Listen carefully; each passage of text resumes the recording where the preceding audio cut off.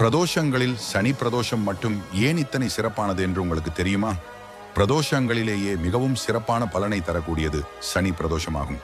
சிவபெருமான் பார்க்கடலில் இருந்து தோன்றிய நஞ்சினை உண்டு தேவர்களை காப்பாற்றியது. தேய்பிறை திரையோதசி கூடிய சனிக்கிழமை என்பதால் சனிக்கிழமைகளில் வரும் பிரதோஷம் சனி மகா பிரதோஷம் என்று சிறப்பிக்கப்படுகிறது. சிவபெருமான் சனி பகவானின் குரு ஆவார்.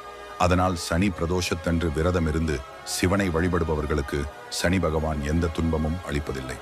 மாறாக அமைதியையும் ஆசியையும் வழங்குவார். குறிப்பாக குழந்தை இல்லாதவர்கள், திருமண வாழ்க்கை மகிழ்ச்சியாக அமைய வேண்டும் என்பவர்கள் சனி திரியோதசி அன்று விரதம் இருப்பது சிறப்பானது. சனி பிரதோஷத்தன்று விரதம் இருந்தால் சனியின் தீய பாதிப்புகளில் இருந்து விடுபட முடியும். சனி பிரதோஷம் நாளில் விரதம் இருப்பவர்கள் பணம் பிரச்சனைகள் உள்ளிட்ட அனைத்து விதமான துன்பங்களில் இருந்தும் விடுபடுவார்கள்.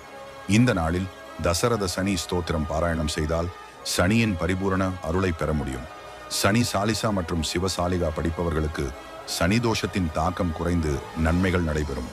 சனி பிரதோஷத்தன்று காலையில் சிவபெருமானை வழிபட்ட பிறகு சனி பகவானை வழிபடுவது சிறப்பானது.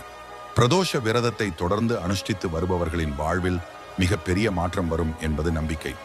ஒரு சனி பிரதோஷத்தில் விரதம் இருந்து சிவாலய வழிபாடு செய்தால் ஒரு வருடம் முழுவதும் சிவன் கோவிலுக்கு சென்று வழிபட்ட புண்ணிய பலன் கிடைக்கும். பிரதோஷ பூஜை முடிந்ததும் மற்றவர்களுக்கு கேட்காமல் நந்தியின் காதில் சென்று நம்முடைய வேண்டுதலை சொன்னால் அதை அவர் சிவனிடம் சொல்லி விரைவில் நிறைவேற்றி வைப்பார் என்பது பக்தர்களின் நம்பிக்கை. இந்த சனி மகா பிரதோஷத்தில் நாமும் சிவனை வழிபட்டு நலம் பெறுவோம்.